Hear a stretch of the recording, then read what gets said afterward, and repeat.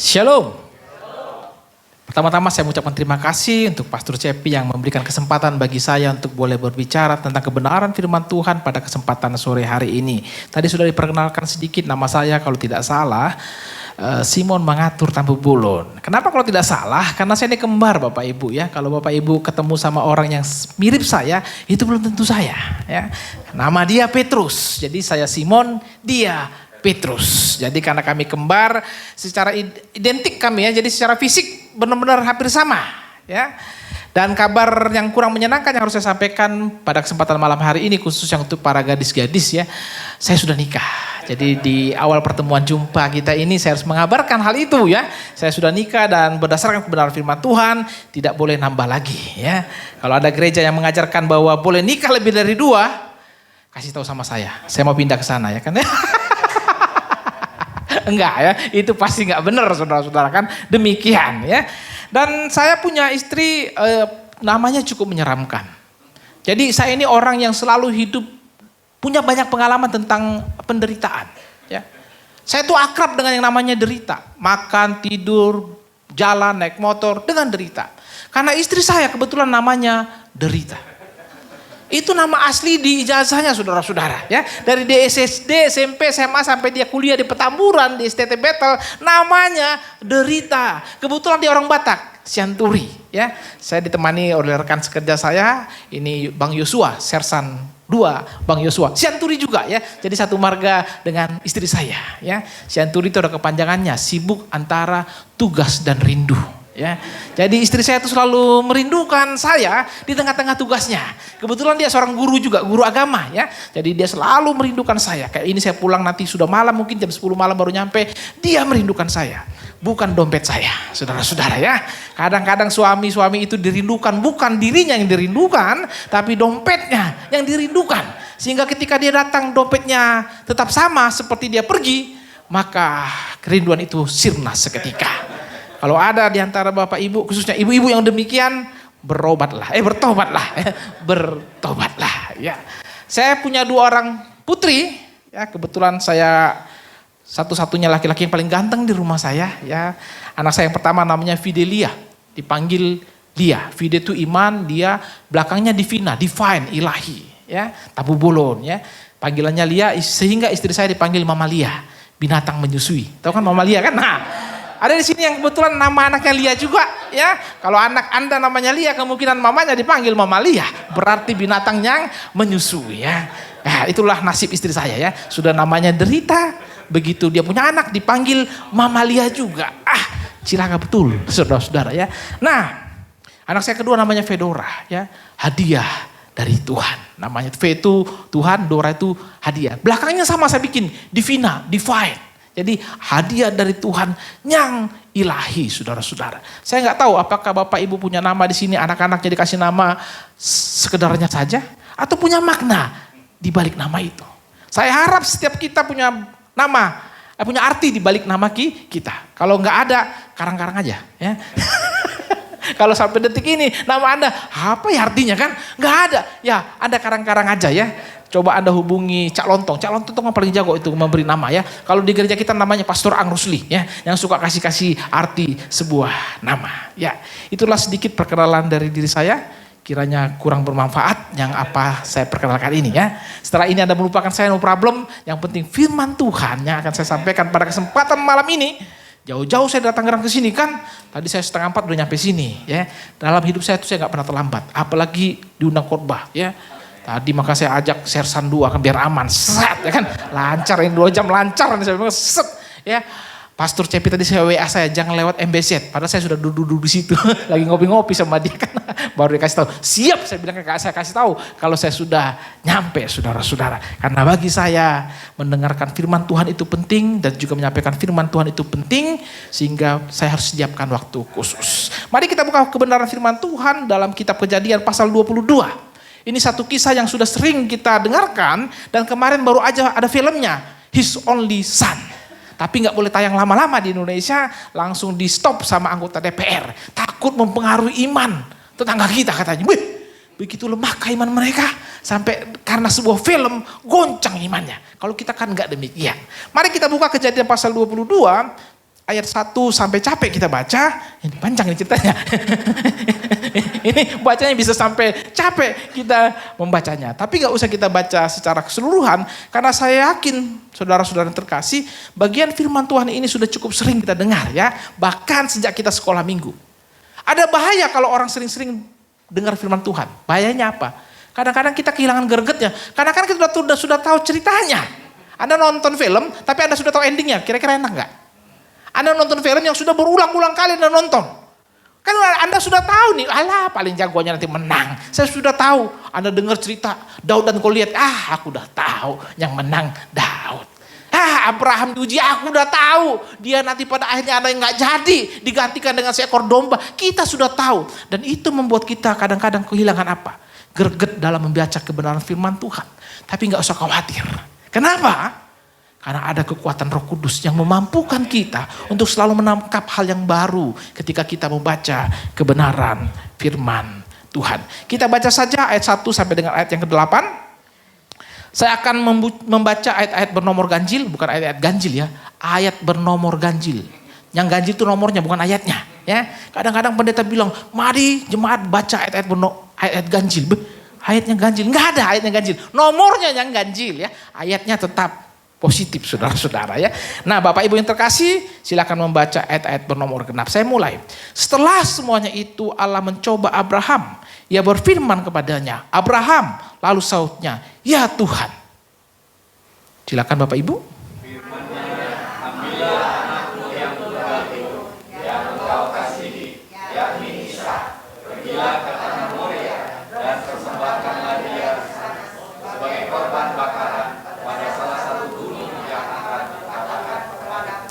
Keesokan harinya, pagi-pagi bangunlah Abraham. Ia memasang pelana keledainya dan memanggil 2 orang bujangnya berserta Ishak anaknya. Ia membelah juga kayu untuk korban bakaran itu. Lalu berangkatlah ia dan pergi ke tempat yang dikatakan Allah kepadanya.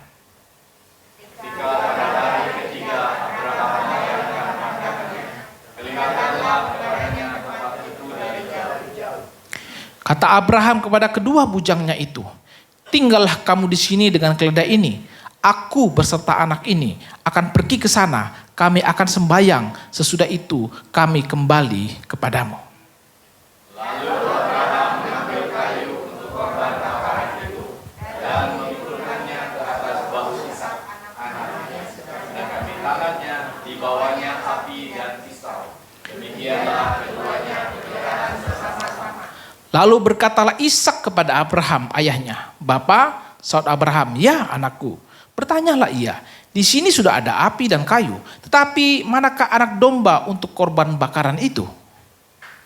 Saud Abraham, Allah yang akan menyediakan anak domba untuk korban bakaran baginya, anakku. Demikianlah keduanya berjalan bersama-sama. Demikian jauh kebenaran firman Tuhan. Ditutup dengan satu kalimat, demikianlah keduanya berjalan bersama-sama. Lewat kisah his only son, satu-satunya anaknya, kita akan belajar tentang perjalanan dalam hidup kita. Hidup ini saudara-saudara yang terkasih adalah perjalanan. Oleh karena itu kalau kita membaca Kejadian pasal 22 ini, akan ada banyak kalimat atau kata yang menunjukkan sebuah perjalanan. Ayat 1 berkata, setelah semuanya itu, ayat 2 berkata, pergilah ke tanah Moria. Ayat 3 berkata, dan berangkatlah ia dan pergi ke tempat yang dikatakan Allah kepadanya. Ayat 5 berkata, aku berserta anak ini akan pergi ke sana. Ayat 6 berkata, demikianlah keduanya berjalan bersama-sama. Ayat 8 berkata, demikianlah keduanya berjalan bersama-sama. Ayat 19 berkata, dan mereka bersama-sama berangkat ke Berseba. Kejadian 12 ayat 1, ketika Abram pada waktu itu namanya dipanggil Tuhan, dia diperintahkan untuk apa? Pergilah dari negeri ini. Ada kata-kata yang mengajak kita, mengingatkan kita bahwa hidup ini adalah sebuah perjalanan. Berangkat, pergi, ke sana, kemari. Saudara-saudara, kita harus menyadari bahwa hidup kita ini adalah sebuah perjalanan. Kalau sampai detik ini, kita masih ada di sini. Kita bisa berjalan ke tempat ini, ke tempat ibadah ini. Itu bukti bahwa anugerah Allah, lepas anugerah Allah selalu tersedia bagi kita. Tetapi tentu perjalanan hidup kita tidak ada yang mulus. seperti jalan tol MBZ, ya kan? Mulus gitu. Tidak ada. Kita semua jatuh bangun. Kalau Anda membaca kisah hidup Abraham, maka Anda akan melihat sekalipun dia disebut atau dijuluki sebagai bapak orang beriman, tapi perjalanan hidupnya jatuh bangun. Tetapi itu menunjukkan kepada kita bahwa kehidupan kita ini, saudara-saudara, bukan masalah perbuatan kita, tapi masalah perbuatan Allah bagi kita. Kalau perbuatan kita yang menjadi patokan, saudara-saudara, mampus kita. Siapa yang bisa sebegitunya setia? Enggak ada. Tetapi kasih setia Tuhan selalu ada bagi kita. Perjalanan hidup kita, saudara-saudara, adalah perjalanan yang tujuan akhirnya untuk apa? Bukan untuk menunjukkan kemuliaan kita, tapi untuk menunjukkan kemuliaan Allah. Ada satu orang penulis berkata bahwa salah satu tujuan hidup kita adalah untuk membuktikan bahwa kasih setia Tuhan lebih baik daripada hidup. Kasih setia Tuhan lebih baik daripada hidup. Saudara-saudara, kalau kita membaca kisah ini, kita akan juga melihat bahwa Abraham sedang ingin membuktikan dalam hidup dia bahwa tujuan hidup saya Tuhan adalah untuk membuktikan bahwa kasih setiamu, kasih anugerahmu lebih baik daripada hidupku sendiri. Dan itu, saudara-saudara, harus menjadi tujuan hidup kita, pribadi lepas pribadi. Sehingga apapun yang nanti terjadi ke depan, kita tidak perlu takut. Ayub menghadapi ujian yang begitu berat, segalanya hilang, bahkan tubuhnya pun mulai sakit-sakitan. Itu untuk membuktikan apa? Bahwa kasih setia Tuhan jauh lebih baik, jauh lebih penting dibandingkan hidup kita ini. Saudara-saudara, sekali lagi, hidup kita ini adalah perjalanan. Tepuk sebelah kiri kananmu, hidupmu adalah perjalanan. Super sekali. Persoalannya Bapak Ibu yang terkasih, saya pakai jam tangan yang lumayan canggih gitu ya, nggak mahal, murah. Lewat jam tangan ini saya bisa mengecek berapa ribu langkah perjalanan saya sepanjang hari ini. Anda bayangkan kalau ada jam tangan perjalanan iman. Setelah sekian hari kita melewati hari-hari ini, malam sebelum tidur kita cek, perjalanan iman saya mundur 2 langkah, mundur, bukan maju. Bayangkan kalau nanti teknologi AI udah canggih gitu ya. Ada jam tangan yang bisa mengecek perjalanan iman kita. Apakah sepanjang hari ini iman kita naik, atau sebaliknya malah turun, mundur. Tapi sayang saudara-saudara, nggak ada jam tangan demikian. Dan memang saudara-saudara, perjalanan iman kita itu pasti sifatnya fluktuatif. Tapi ujung-ujung akhirnya pasti naik ke atas. Karena apa? Karena itu bukan karya kita. Itu karya Allah dalam kehidupan kita. Sampai satu titik, aku hidup bukan aku lagi, tetapi Yesus yang hidup di dalam aku. Dan hidup yang aku jalani sekarang ini, itu adalah karena iman semata. Kalau Anda membaca Galatia pasal 2 ayat 20 itu pengakuan daripada Paulus. Seakan-akan sombong gitu ya. Aku hidup bukan aku lagi, sombong banget nih orang. Bukan saudara-saudara, kalau Anda dengar kalimat itu dengan baik-baik, aku. Kenapa? Kenapa dia pakai kata aku? Karena perjalanan hidup itu adalah pengalaman pribadi, bukan sombong. Dia gak bilang kita, enggak. Karena ini urusan pribadi kita. Anda dan saya boleh beribadah bersama-sama malam ini. Tapi urusan iman, urusan perjalanan iman, itu adalah urusan pribadi, lepas pribadi kita. Saya gak tahu. Kita bisa mendengarkan kebenaran firman Tuhan yang sama. Kita bisa menyanyikan pujian-pujian yang sama. Tapi pertumbuhan iman kita, perjalanan iman kita, itu adalah urusan pribadi kita. Kita harus berani berkata, aku, bukan aku lagi. Tapi Yesus yang hidup di dalam aku. Gak bisa kita berkata kita. Karena ini urusan pribadi kita dengan Tuhan. Dan lewat kisah His Only Son ini kita akan belajar tentang perjalanan iman itu. Hidup ini adalah perjalanan. Perjalanan apa? Tadi sudah saya sebut. Yang pertama, hidup ini adalah perjalanan iman. Kalau Anda baca, dikatakan di situ, judulnya adalah kepercayaan Abraham diuji. Bapak Ibu yang terkasih, Tuhan kan Maha tahu, betul? Apakah Tuhan perlu menguji saya supaya dia tahu iman saya? Apakah Tuhan perlu menguji Bapak Ibu supaya dia tahu iman Bapak Ibu seberapa besar? Perlu? Enggak perlu kan? Jadi tujuannya untuk apa? Supaya kita yang tahu. Bukan supaya Tuhan yang tahu. Tuhan tuh maha tahu. Dia gak perlu ujian. Dia lihat aja, aku udah tahu imanmu. Tapi yang penting adalah supaya Anda tahu seberapa besar iman Anda. Seberapa besar iman saya. Ketika Tuhan menguji saya, dia pengen supaya saya, Simon, tahu seberapa besar imanmu, Simon. Kalau Tuhan sudah tahu. Ketika Petrus sombong, Petrus, nanti kau akan menyangkal aku. Enggak Tuhan. Kalau yang lain kabur Tuhan, saya tidak akan tinggal diam. Tinggal lari Tuhan. Oh enggak, saya akan terus maju. Tetap teguh iman saya. Kata Yesus, sebelum ayam berkokok 3 kali. Ya kan? Kau pasti sudah menyangkal aku. Yesus sudah tahu. Cuman Yesus pengen tahu supaya Petrus tahu. Ya kan? Bahwa kau tidaklah seperti apa yang kau pikirkan. Abraham pun diuji demikian. Bukan supaya Tuhan tahu. Tapi supaya Abraham sendiri tahu. Seberapa besar iman dan kasihnya kepada Tuhan. Oleh karena itu saudara-saudara, hidup kita ini adalah perjalanan. Dan perjalanan pertama adalah perjalanan iman kita. Oleh karena itu perjalanan iman itu berjalan dari mana ke mana. Pertama, slide-nya gak dimunculkan ya. Tidak apa-apa kalau Anda munculkan kan. Yang pertama itu adalah dari momentum ke momentum. Kalau Anda baca kalimat pertama tadi, setelah semuanya itu. Kalau kita baca ke belakang, berarti kan setelah semuanya itu, itunya itu di belakang. Ada peristiwa-peristiwa sebelumnya yang terjadi dalam kehidupan Abraham. Dan peristiwa-peristiwa itu menggambarkan momentum lepas momentum. Saudara-saudara, perjalanan iman kita itu berjalan dari mana? Dari momentum ke momentum, dari momentum. Dari peristiwa. Ada banyak hal yang kita jalani dalam kehidupan kita. Bisa jadi baik, bisa jadi dalam tanda kutip buruk menurut kita. Tapi yakinkanlah apapun yang terjadi dalam hidup kita, itu baik adanya di mata Tuhan. Tapi setiap momentum itu membuat kita apa? Membuat kita semakin mengenal siapa Tuhan kita. Kalau Anda membaca kisah Musa, ketika Musa disuruh Tuhan pergi, Musa bilang begini, Tuhan, maaf, kalau bukan kau yang menyertai aku gak mau jalan. Padahal sebelumnya apa? Tuhan bilang, nanti malaikat akan menyertai kau. Oh, enggak. Mengapa? Karena tujuan Musa bukanlah sekedar sampai kepada tujuan. Bukan. Toh pada akhirnya dia gak sampai pada tujuan itu. Dia gak masuk ke tanah perjanjian itu. Tapi tujuan Musa adalah lewat perjalanan yang akan ditempuh oleh dia ini. Dia mengenal siapa Tuhan itu. Tuhan, tujuan saya mengenal engkau. Kalau sekedar sampai kepada tujuan, cukup malaikat menemani saya. Oke, saya yakin. Pasti bisa sampai tujuan. Cukup malaikatmu. Tapi kehendak, kerinduan, hasrat saya Tuhan, bukan itu. Hasrat saya adalah mengenal engkau.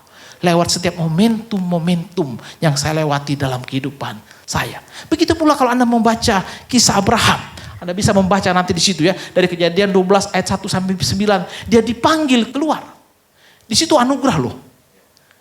Abraham itu siapa? Kenapa dia yang dipanggil? Kalau kita baca, mari kita baca Kejadian pasal 12. Kita lihat sekilas saja.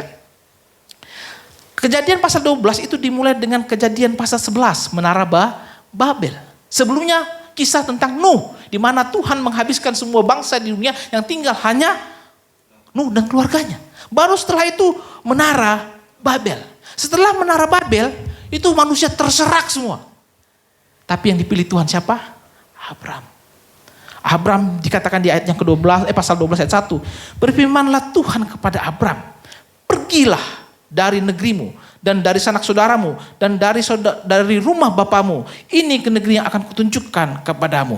Aku akan membuat engkau menjadi bangsa yang besar dan seterusnya dan seterusnya. Apa kelebihan Abraham? Kenapa dia dipilih? Enggak ada kelebihannya. Itu adalah anugerah. Bulan Oktober itu adalah bulan reformasi, ya. Tanggal 31 Oktober 1517 itu adalah hari di mana Martin Luther, saudara-saudara, nancapkan 99 ya, klaim bagi dia yang menyatakan bahwa kekristenan yang benar itu seperti itu, bukan seperti yang digambarkan oleh gereja pada waktu itu, Katolik pada waktu itu. Belum ada Katolik sebenarnya, gereja pada waktu itu. Nah, itu tanggal 31 Oktober 1517. Jadi bulan Oktober ini adalah bulan reformasi, saudara-saudara, dan salah satu kalimat inti atau keyakinan inti dari reformasi itu adalah sola gratia, hanya karena anugerah saja. Apa itu anugerah? Anugerah itu adalah pemberian dari Tuhan yang maha bebas. Dia bebas. Gak ada yang bisa mempengaruhi dia. Kalau sempat dia bisa dipengaruhi, bukan Tuhan dia. Tidak, dia bebas. Jadi anugerah itu adalah pemberian dari Tuhan yang maha bebas kepada orang yang berdosa. Orang yang berdosa. Yang gak layak menerima itu. Dan Abram ya, pada waktu itu masih namanya. Dia bukanlah siapa-siapa. Gak ada keistimewaan sama sekali. Tiba-tiba saja panggilan Tuhan datang kepada dia. Saudara-saudara, jangan pikir anugerah Allah itu baru terjadi di masa Yesus. Betul, anugerah di masa Yesus adalah anugerah yang sifatnya universal. Dinyatakan kepada semua umat manusia. Tapi sejak manusia jatuh dalam dosa, anugerah itu sudah bekerja. Adam dan Hawa gak langsung mati. Ya kan? Dikasih anugerah. Yang paling sadis lagi apa? Kain dan Habel. Kain itu kan niat jahat. Pengen membunuh. Gara-gara apa? Gara-gara persembahannya gak diterima. Anda bayangkan. Ya, hal rohani aja itu bisa membuat Anda cemburu. Ya, ini hal rohani loh. Dia marah. Kenapa persembahan saya gak diterima? Akhirnya dia berniat membunuh. Tapi ingat anugerah Allah bekerja. Diajak ngobrol gak? Kain diajak ngobrol. Habel diajak ngobrol gak? Gak ada ya. Sampai nanti mati baru darahnya berteriak. Ya kan? Tapi Kain enggak. Kain diajak ngobrol sama Tuhan. Kain, kenapa mukamu muram? Bukankah mukamu akan berseri-seri jika engkau berbuat baik? Tapi kalau kau enggak melakukan itu, maka dosa mengintip engkau. Tapi dasar dia sudah punya niat untuk membunuh, sudah dinasihatin Tuhan. Ingat, Tuhan tuh justru bicara kepada Kain. Enggak layak dia. Yang layak diajak ngobrol tuh si Habel. Tapi diajak ngobrol justru si Kain. Dikasih Tuhan prinsip kehidupan. Kain, kau itu akan berseri-seri jika engkau berbuat baik. Itu prinsip kehidupan. Kadang-kadang kita terbalik ya. Ini prinsipnya ya. Kita itu akan berseri-seri jika kita berbuat baik. Jangan nunggu berseri-seri dulu baru berbuat baik. Ih, aku lagi gak mood nih. Ntar aja deh pelayanan. Jangan. Yang benar itu berbuat baik dulu baru perasaan kita mengikuti. Kita akan berseri-seri. Jadi ketika Anda gak mood, aduh lagi gak mood, tapi pelayanan biarpun. Nanti baru mengikuti. Setelah Anda melayani, baru mood. Itu rumusnya. Tuhan yang penuh anugerah itu datang kepada Kain ngasih tahu.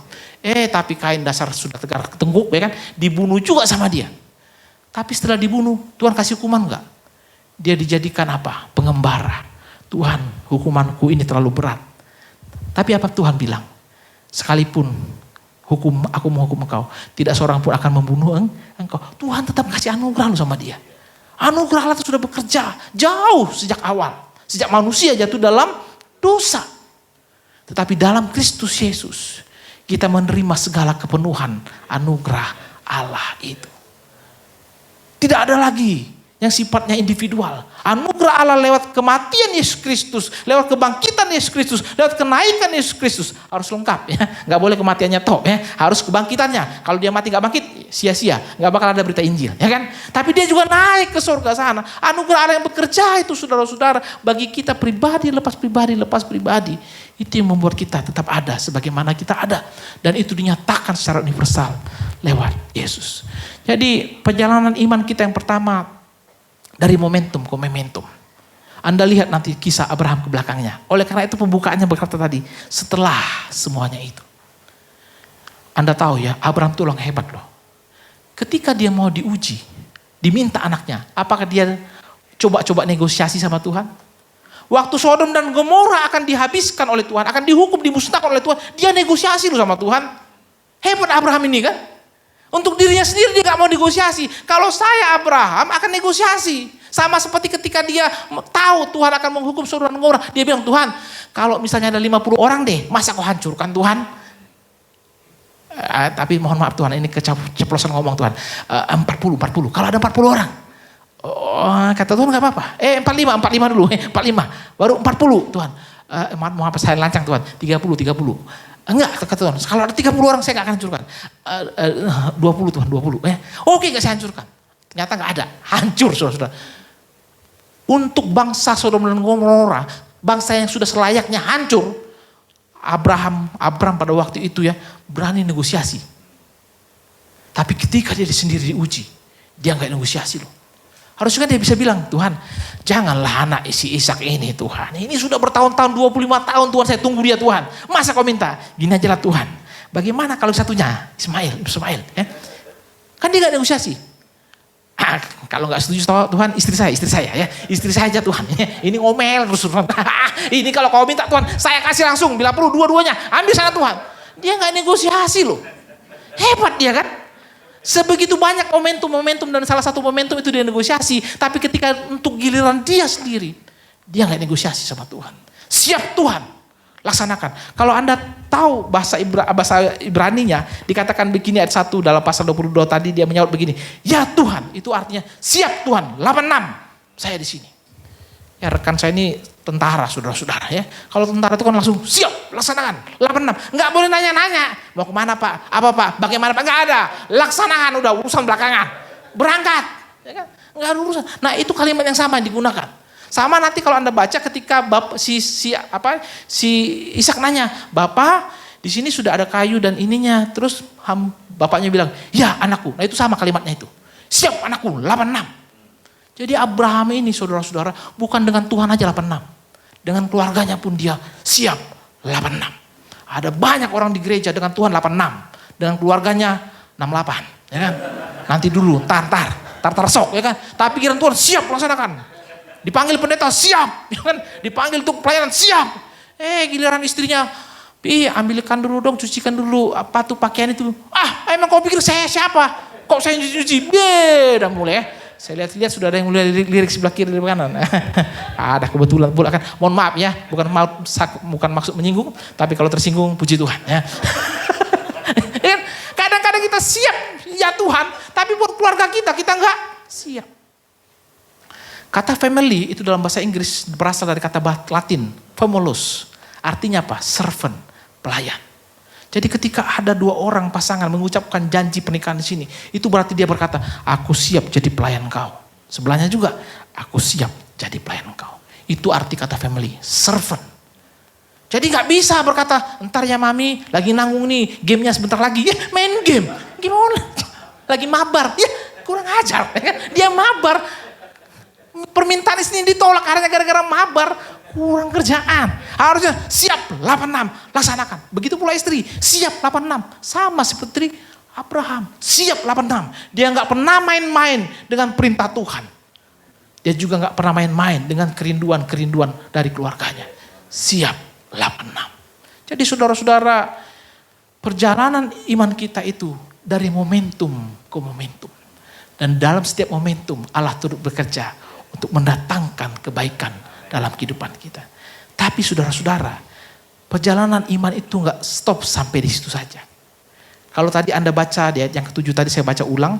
Lalu berkatalah Ishak kepada Abraham, ayahnya, Bapa saud Abraham, ya anakku, bertanyalah ia, di sini sudah ada api dan kayu, tetapi di manakah anak domba untuk korban bakaran itu? Saudara-saudara, iman dari momentum ke momentum itu seakan-akan gampang kita lewati. Dan bukti kalau Anda masih hidup sekarang berarti Anda sudah melewati momentum lepas momentum. Yang jadi tantangan kita ke depan adalah bukan dari momentum ke momentum, tapi dari generasi ke generasi. Kalau Anda baca di situ, apakah Ishak ada memberontak sama bapaknya? Hei Pak, ini kurang ajar. Apaan ini Pak? Kok saya diikat Pak? Kok saya mau dipotong Pak? Apakah Anda baca itu? Tiba-tiba Ishak teriak-teriak. Dia teriak-teriak, Bapak, ngucap Pak, ngucap. Insaf Pak, sadar Pak, sadar. Enggak kan? Enggak ada di situ, ditulis di situ, ya kan? Karena apa? Ishak juga punya iman. Iman itu mengalami apa? Peralihan. Ketika dia bapaknya beriman, dia pun beriman. Kalau Anda percaya di situ, ada kalimat berulang-ulang kali, maka berjalanlah mereka bersama-sama. Ketika seorang ayah berjalan sama anak-anaknya, itu bukan sekedar perjalanan biasa.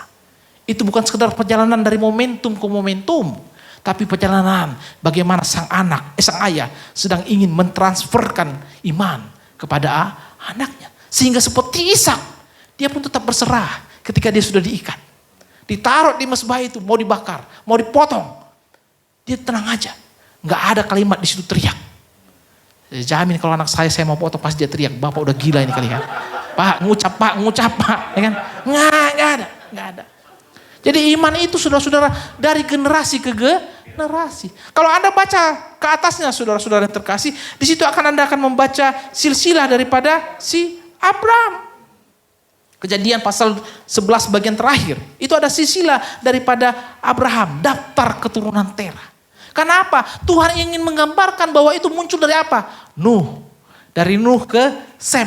Dari Sem turun ke Terah. Dari Terah turun ke Abram. Dari Abram turun ke Ishak. Makanya Allah Israel itu dikenal dengan Allah Abraham, Ishak, dan Yakub. Ada generasi lepas generasi. Sebagai orang tua, ini pertanyaan yang paling penting buat kita.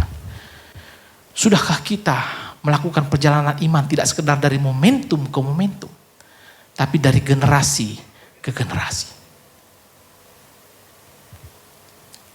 Suatu ketika anak saya umur 3 tahun, pengen punya sepeda. Papi, karena tetangga-tetangga punya sepeda, beliin aku sepeda dong katanya. Buat saya beli sepeda 3 juta, ya kecil lah saudara-saudara, bukan sombong ya. 3 juta tuh buat saya sekali makan doang. Setelah itu sebulan ke depan puasa saya, ya nggak makan ya, habis itu ya. 1 bulan uang makan 1 bulan saya pakai untuk beli sepeda 3 juta. Setelah itu saya puasa, saudara-saudara kan. Mohon maaf, saya tuh dari kecil sudah dari keluarga berada, ya, berada di garis kemiskinan. Ya. Jadi kita ini semua orang keluarga berada, betul? Kita ini semua keluarga berada loh. Tinggal berada di mana ya? Ada yang berada di garis kemiskinan, ada yang di atas garis kemiskinan, ada yang di bawah garis kemiskinan. Saya berdoa semoga kita semua berada di jauh di atas garis kemiskinan itu. Ya, jadi ketika anak saya pengen nyampe sepeda, ayo nak, saya bijak, kita beli. Saya pergi, saya tinggal di daerah Villa Melati Mas dekat Ciledug. Ciledug itu ada banyak toko-toko jual sepeda. Saya bawa ke sana. Wah, saya suruh pilih, nak pilih sepedanya. Dia pilih sepeda, biasa anak cewek kan, warna pink, bannya hitam, black pink. Aye, black pink, weh, mantap saya bilang, aye, keren. Terus apa selanjutnya? Papi itu sepedanya, oke nak. Saya ambil HP saya foto, cetrek. Yuk pulang. Sepedanya, pulang nak, kita pulang. Sampai di rumah saya pulang, saya print itu. Saya kasih ke dia, nak kau kan pengen sepeda. Kau berdoa untuk sepeda ini. Berdoa. Dan memang ajaib saudara-saudara. Nggak nyampe 1 bulan. Ya. Di rumah kami tuh setiap Sabtu tuh ada pasar malam. Dan saya selalu pergi bersama dengan dia ke pasar malam. Hari itu kami sudah siap berangkat. Dan ketika kami keluar, nutup gerbang. Tiba-tiba sepasang suami istri bawa sepeda. Istrinya di belakang, naik motor mereka boncengan, bawa sepeda di tengah, stop di depan saya. Pak Simon, ini sepeda buat anak bapak, diturunin. Di situ anak saya kaget. Ada momentum di situ yang membuat iman dia, wih, papi doa saya dijawab. Tapi momentum yang lain, perjalanan iman itu bukan sekedar dari momentum ke momentum, tapi dari generasi ke generasi. Saya baru bangun rumah, Bang Yusuf tahu rumah saya ya, tadi kami cerita-cerita, cukup mahal saudara-saudara. Waktu itu saya gak mau bangun, saya pengen beli rumah. Saya sudah datang ke rumah itu, anak-anak saya sudah bawa ke situ. Bahkan tiap pulang sekolah anak-anak saya bawa ke situ. Ya kan? Rumah orang saya doain. Ada pendeta GPD saya undang. Kau ikut saya kemana? Ada rumah, perlu saya doain. Perlu kau doain juga. Wah tolong doain. Rumah orang tumpang tangan Tuhan. Dalam namamu Tuhan, jadi milikku. Tiba-tiba negara api, COVID menyerang. Bubar semua mimpi-mimpi itu. Tapi justru di COVID itu saudara-saudara, ada seorang kontraktor hilaf ya kan, nama sama saya, Pak Simon punya duit berapa? Saya punya sekian Pak. Oh, Bapak ambil lagi, kurangi sedikit, nanti biar saya yang bangun rumah Bapak. Sampai selesai, sampai sofa-sofanya dikasih sama dia. Anda bayangkan, di situ apa? Anak saya belajar beriman. Karena setiap malam kami berdoa, Tuhan rumah kami sudah jelek sekali Tuhan, pengen dibagusin. Berdoa tiap malam. Kerinduan kami ada rumah di blok B, Tuhan kami berdoa dalam nama Yesus. Rumah itu jadi milik kami. Tapi cara Tuhan jalan beda. Sehingga ketika rumah itu jadi, mereka berdoa kaget. Sekarang mereka punya kamar masing-masing kan. Luar biasa. Bapak Ibu, ketika kita melewati momentum lepas momentum, jangan lupa. Berjalanlah bersama dengan anak-anakmu. Berjalanlah bersama dengan generasi-generasi berikutnya. Kalau Anda baca di situ tadi, Abraham dan Ishak selalu berjalan bersama-sama. Sehingga timbul iman di antara mereka berdua. Apa saudara pikir Abraham gak gemetaran juga? Gemetaran juga. Itu terbukti apa? Kalau Anda baca dikatakan di ayat yang ke-3, keesokan harinya pagi-pagi bangunlah Abraham. Ia memangsang pelana keledainya dan memanggil 2 orang bujangnya beserta Ishak anaknya. Ia membelah juga kayu untuk korban bakaran. Lalu berangkatlah ia dan pergi ke tempat yang dikatakan Allah kepadanya. Saudara-saudara, menurut budaya Yahudi pada waktu itu, ini pola yang salah. Pola yang benar adalah menyiapkan pelana itu belakangan. Jadi kayunya dulu disiapkan, sudah beres semua, siapkan pelananya, berangkat. Kalau dia enggak, siapkan dulu pelananya, baru dia ambil kayunya, berangkat. Itu menggambarkan apa? Kegundahan hatinya. Kan itu kan perjalanannya 3 hari, ya kan? Kan pasti gundah gulana kan, berjalan sama-sama, gandengan tangan. Ya Tuhan, apa betul Tuhan anak ini? Kenapa butuh waktu? Karena Tuhan ingin menguji. Ya kan?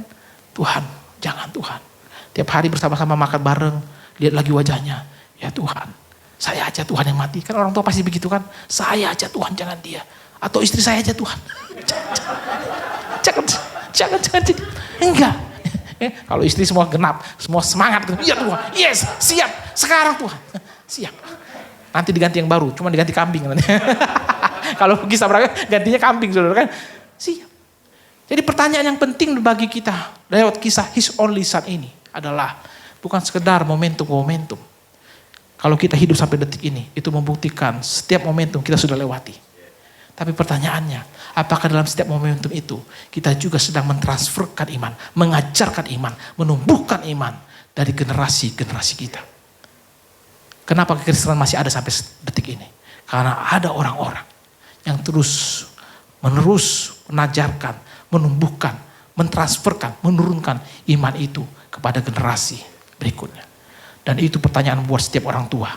Sudahkah kita menaruhkan, menumbuhkan iman kepada anak-anak kita? Tetapi saudara-saudara, perjalanan iman itu saudara-saudara sekali lagi adalah juga perjalanan hidup kita dari generasi ke generasi. Tetapi juga itu adalah perjalanan kasih. Kalau Anda membaca di situ, Tuhan meminta kepada Abraham anak yang dikasihi. Perjalanan hidup kita itu adalah perjalanan kasih. Kejadian 22 ayat 2 berkata begini, firman-Nya, ambillah anakmu yang tunggal itu yang engkau kasihi, yakni Ishak. Pergilah ke tanah Moria dan persembahkanlah dia di sana sebagai korban bahkan pada salah satu gunung yang akan kukatakan kepadamu. Ayat 6, demikianlah keduanya berjalan bersama-sama. Demikianlah keduanya berjalan bersama-sama. Dalam situasi seperti itu, mereka tetap bergandeng tangan. Ada kasih yang terus Abraham berikan kepada anak tunggalnya ini. Saudara-saudara, hidup ini adalah bukan untuk membuktikan berapa besar kasih kita kepada Allah. Tapi untuk menunjukkan dan mengetahui betapa besar kasih Allah itu kepada kita. Kasih kita sangat terbatas. Sangat-sangat terbatas. Anda boleh baca kisah-kisah tokoh-tokoh Alkitab. Pada akhirnya gagal semua. Kenapa tokoh-tokoh kita semua pada gagal? Karena Tuhan ingin menunjukkan bukan karena kasihmu. Bukan karena kekuatanmu, bukan karena perbuatanmu. Karena perbuatanmu sebagai manusia sehebat apapun. Pada akhirnya gagal. Tapi itu hanya karena kasihku. Perjalanan lewat kisah His Only Son ini kita pengen tahu. Perjalanan hidup kita tapi juga perjalanan kasih kita. Diuji oleh Tuhan. Apakah kita lebih mengasihi anak kita dibandingkan mengasihi Allah? Apakah kita lebih mengasihi berkat-berkat Allah dibandingkan Allah itu sendiri? Oleh karena itu Tuhan menguji Abraham. Saudara-saudara, ujian kasih itu paling berat. Kalau Anda baca Alkitab, kasih itu selalu dibarengkan dengan apa? Setia. Kasih dan setia. Kasih tanpa kesetiaan itu meninggalkan apa? Luka batin. Betapa banyak orang mengasihi tapi gak setia. Selingkuh dia. Itu meninggalkan luka-luka batin. Setia tanpa kasih itu apa? Perbudakan. Lu setia tapi lu gak mencintai. Itu perbudakan. Ya kan? Aku sih ngambok bagaimana lagi Pak? Saya sih gak sayang sama dia, tapi ya apa boleh buat. Itu perbudakan. Oleh karena itu Alkitab selalu menggunakan kata kasih dan setia. Setia tanpa kasih perbudakan, kasih tanpa setia. Itu meninggalkan luka-luka batin dalam kehidupan kita. Tetapi saudara-saudara, kasih yang dinyatakan Allah lewat kita adalah kasih yang luar biasa. Yang tidak sekedar ngomong. Kisah Abraham ini, His Only Son ini merupakan referensi atau penampakan ke depan akan pengorbanan Tuhan Yesus. Saudara-saudara, misalnya ini, ada pertanyaan kepada semua orang yang beragama di luar Kristenan. Tolong buktikan, atau kita tanya dulu, kalau Anda punya teman yang tanya sama dia, kamu yakin gak Tuhanmu mengasihi kau? Pasti dia jawab, yakin. Terus tanya, apa buktinya Tuhanmu mengasihi engkau? Kira-kira dia bisa jawab enggak?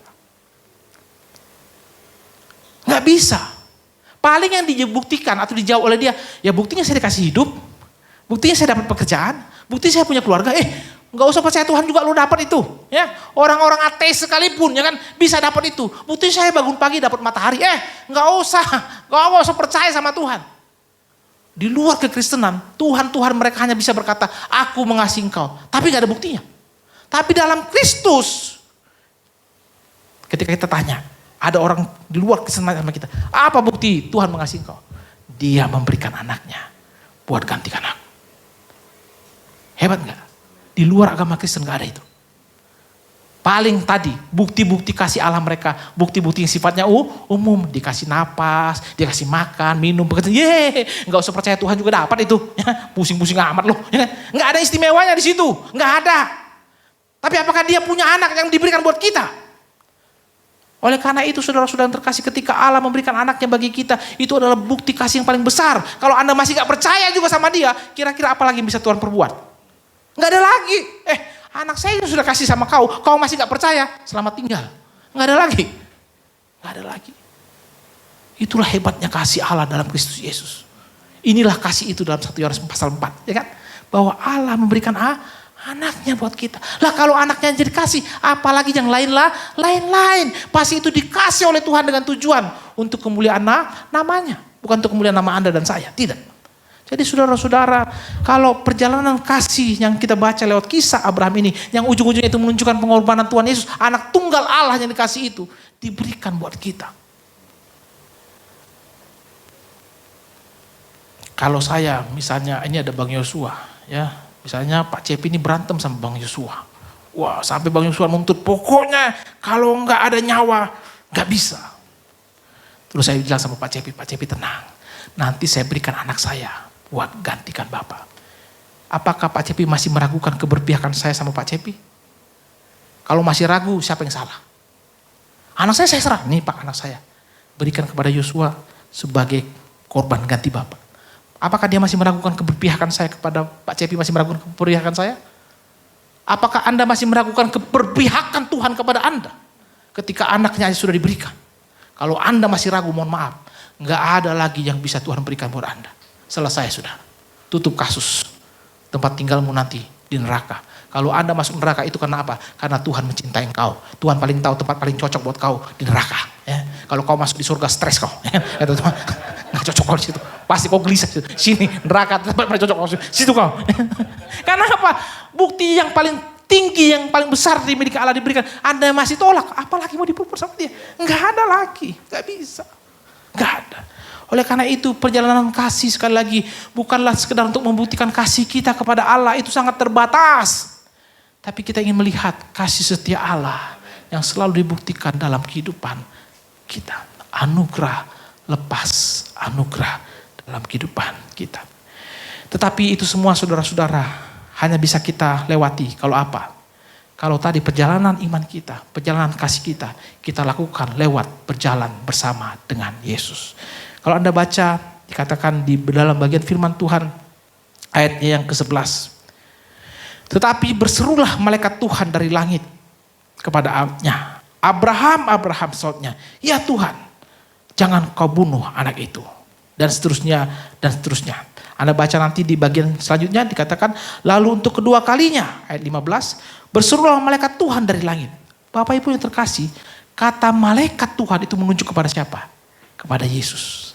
Makanya kalau Anda baca di bagian terakhirnya, dia bisa memberkati. Ya, Anda baca dikatakan di ayat yang ke-17, maka aku akan memberkati engkau berlimpah-limpah dan membuat keturunanmu sangat banyak seperti bintang di langit dan seperti pasir di tepi laut, dan keturunanmu itu akan menduduki kota-kota musuh. Oleh keturunanmu lah semua bangsa di bumi akan mendapat berkat karena engkau mendengarkan firmanmu. Kemudianlah kembalilah Abraham kepada kedua bujangnya dan mereka bersama-sama berangkat ke Berseba dan Abraham tinggal di Berseba.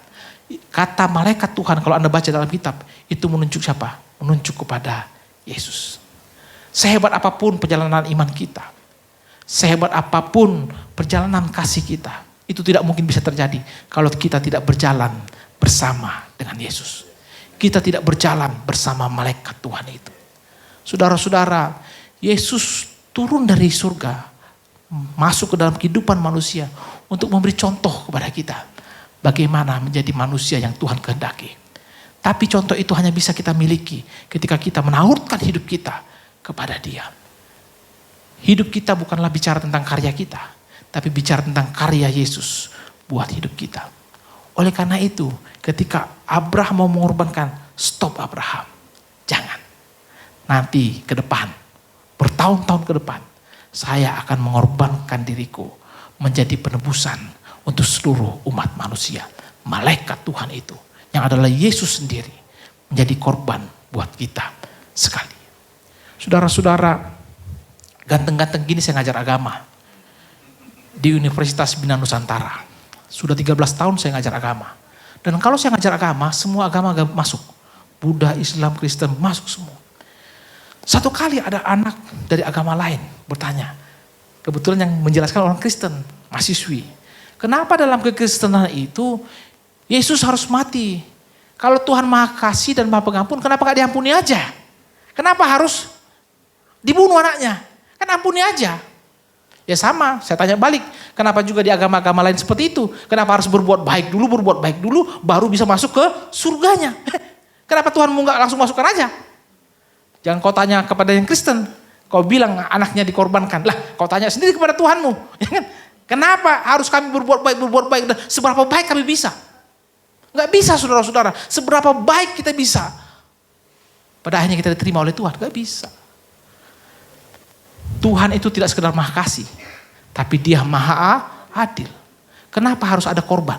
Karena dia maha adil. Yang salah harus dihukum. Nah di agama lain itu gak bisa dijumpakan. Gak bisa dipertemukan antara keadilan Allah dan kasih Allah. Tapi karena kita punya konsep penebusan. Kita punya Yesus. Di dalam penebusan Yesuslah kasih Allah, keadilan Allah bertemu. Tuhan menghukum Yesus buat menggantikan kita. Di saat Yesus menjadi penebus, maka kasih Allah dinyatakan plus juga keadilan Allah dinyatakan. Di agama lain itu gak ada. Kau harus berjuang terus sebaik mungkin. Apakah mungkin kita bisa sebaik itu? Gak mungkin. Contoh, saya kasih contoh sederhana. Misalnya Bang Yosua ini hidup di keluarga sejak dia lahir dari keluarga Kristen yang taat. Papa mamanya taat, dia tinggal di keluarga Kristen, sekolah-sekolah Kristen. Semuanya menunjukkan kepada dia hal-hal yang baik. Ketika dia jadi orang baik, wajar gak? Wajar. Nah sementara saya misalnya, saya lahir, papa saya gak entah kemana. Mama saya gak ada, saya tinggalin. Luntang-lantung saya, dirawat gak jelas. Saya tinggal di lokasi yang penuh dengan kekacauan, kriminal semua. Ya kan, tinggal di daerah-daerah yang bejat. Saya gak punya contoh yang baik. Tiba-tiba saya jadi anak yang baik. Lebih hebat siapa? Saya atau Bang Yosua? Lebih hebat siapa kira-kira? Saya dong harusnya kan? Karena itu kebaikan itu gak bisa jadi ukuran saudara-saudara. Karena harus dites dulu, kita mulai dari mana? Apakah start kita sama? Enggak kan? Enggak sama start kita. Kau kan memang tinggal di lingkungan yang baik, papa mamamu Kristen, ya wajar lah. Ya kan? Contoh-contoh yang baik adalah sementara saya. Jadi perbuatan baik itu saudara-saudara gak bisa menjadi patokan buat kita untuk masuk ke dalam kerajaan Allah. Cuman satu, perbuatan baik yang dikerjakan oleh Yesus yang diperhitungkan sebagai kebaikan kita. Kalau Anda baca Ibrani pasal 11, apa yang dilakukan oleh Abraham ini yang dinilai bukan perbuatannya, tapi imannya. Tuhan gak lihat perbuatannya. Yang Tuhan lihat adalah imannya. Dan iman yang sejati adalah iman yang kita taruhkan dalam malaikat Tuhan itu, saudara-saudara. Kalau Anda baca di situ, malaikat Tuhan bilang, jangan bunuh Abraham, Tuhan sediakan domba. Tapi ke depan, jauh kemudian, malaikat Tuhan itu sendiri, Yesus itu sendiri, yang mati buat kita. Sehingga kita bisa menikmati hidup dari anugerah lepas anugerah. Kalau kita sungguh-sungguh menyadari anugerah Allah, saudara-saudara, dengan sendirinya kita akan memuji Tuhan. Bapak Ibu, apakah Tuhan itu butuh dipuji? Apakah Tuhan butuh disembah? Tetapi kenapa kita memuji dan menyembah Dia?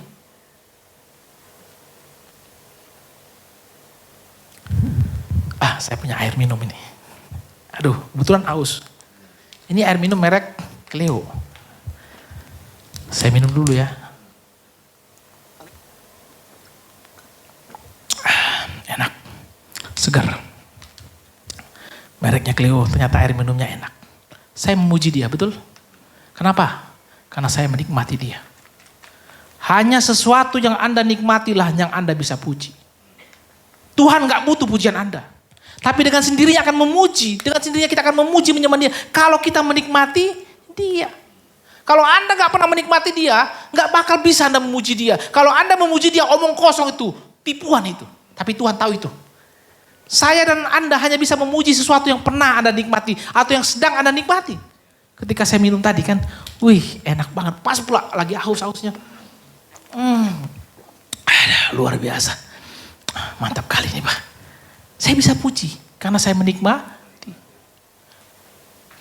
Worship leader tadi gak perlu payah-payah nyuruh Anda menyembah. Betul? Kalau Anda semua sudah menikmati anugerah Tuhan, dengan sendirinya mulut Anda akan memuji. Saya suka main bola kaki. Ya, kemarin saya masih main futsal juga. Ya kan, wah menang 5-1 lawan anak SMA. Cemen anak SMA. 5-1. Itu saya pun gak pakai sepatu bola ya. Pakai sepatu biasa. Sempat saya pakai sepatu bola, saya bilang, hancur kalian, saya bilang. Saya waktu Piala Dunia, itu Messi main. Saya penggemar Messi. Ya. Anak saya perempuan tapi main futsal. Ya. Anak saya kemarin juara 3, dia dapat 500 ribu dibagi-bagi sama dia kan. Anak saya perempuan, saya latih main futsal saudara kan. Wah luar biasa. Ketika saya nonton Messi, waktu Piala Dunia kan, itu kan gemetaran kan. Waduh udah menang kalah lagi, waduh disusul, aduh udah deg-degan. Begitu dia menang saya teriak-teriak, saya tepuk tangan, saya histeris. Apakah Messi butuh pujian saya? Kenal juga kagak. Apakah pujian saya berpengaruh buat Messi? Kagak ada pengaruhnya. Tapi kenapa saya memuji dia? Karena saya menikmati permainannya. Anda dengan sendirinya akan memuji Tuhan. Kalau Anda menikmati Tuhan.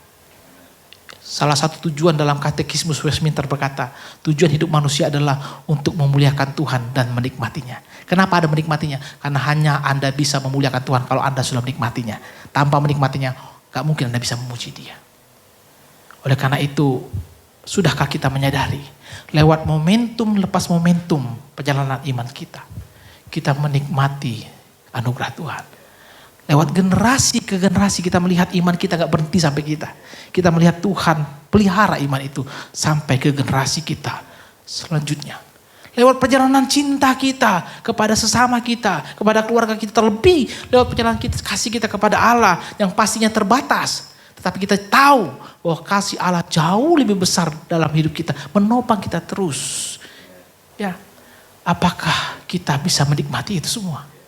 Sampai akhirnya kita berjumpa dengan Yesus. Menikmati perjalanan bersama dengan Yesus. Dan kita mengatakan, Engkau baik Tuhan. Engkau baik Tuhan. Kalau Anda baca kisah Musa tadi. Ya, dia tidak sekedar bilang, Tuhan kalau bukan Kau yang menyertai aku gak mau. Selanjutnya dia bilang, Pak, Tuhan nyatakanlah kemuliaan-Mu padaku. Itu hebatnya Musa loh. Dia berani minta kemuliaan Tuhan. Padahal dia tahu mati ini risikonya. Akhirnya Tuhan kasih. Anda baca nanti dalam Keluaran pasal 22-23 ya kan. Oke Musa, tapi nanti di situ ada gunung ya. Kau sembunyi di pojok-pojok situ ya. Nanti akan tutupi. Kata Tuhan, kututupi nanti kau ya. Kau hanya melihat bagian belakangnya aja. Ya. Kalau kau lihat langsung mati. Ya. Akhirnya Musa tutupin sama Tuhan. Set. Ya. Kalau Anda tahu bahasa Inggris itu pakai kata goodness of God. Ya. Tuhan tunjukkanlah kebaikan-Mu. Tuhan tunjukkanlah kemuliaan-Mu. Tapi kerap kali seperti Musa tadi. Kita hanya melihat bagian belakangnya saja. Kerap kali kita baru merasakan kebaikan Tuhan. Setelah peristiwa itu lewat. Iya ya. Itu kan karena kebaikan Tuhan. Sama seperti dua orang murid Tuhan Yesus jalan Emmaus. Ketika Yesus ajak mereka makan, mereka sadar, bukankah hati kita berkobar-kobar ketika ngobrol sama dia. Tapi Yesus sudah pergi. Kerap kali kita merasakan kemuliaan Tuhan setelah sebuah momentum terjadi dalam hidup kita. Iya ya. Ternyata itu Tuhan. Lewat kisah His Only Son ini saudara-saudara. Kita belajar bahwa hidup kita ini adalah perjalanan. Perjalanan iman, perjalanan kasih. Tapi itu semua hanya bisa kita lakukan. Kita menikmati perjalanan bersama dengan Yesus. Ada satu lagu sekolah minggu yang saya ajak kita nyanyikan bersama-sama. Ya, sederhana lagunya. Jalan serta Yesus, jalan sertanya. Mari kita bangkit berdiri. Tapi iramanya agak penyembahan ya. Jangan kita lakukan irama pujian. Mari kita satu dalam hati kita mengambil sikap doa. Kita nyanyikan pujian ini. Jalan serta Yesus, jalan sertanya.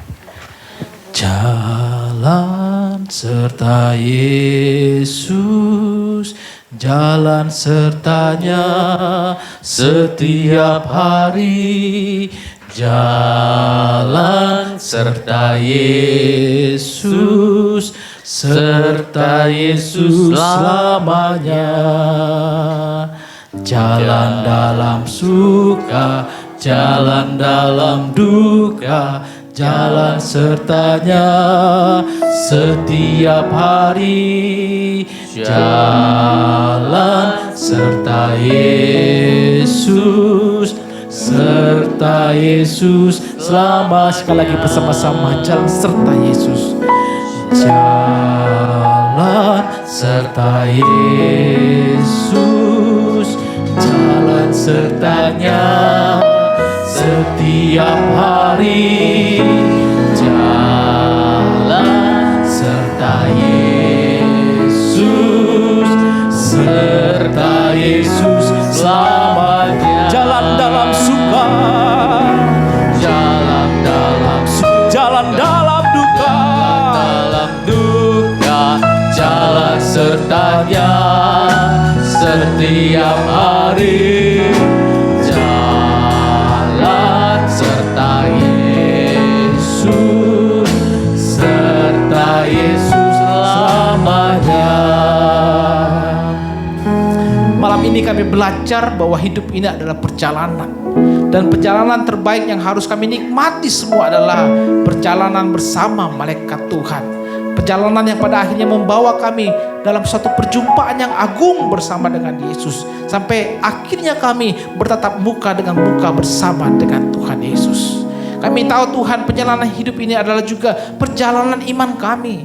Tidak sekedar dari momentum demi momentum, tapi juga dari generasi ke generasi.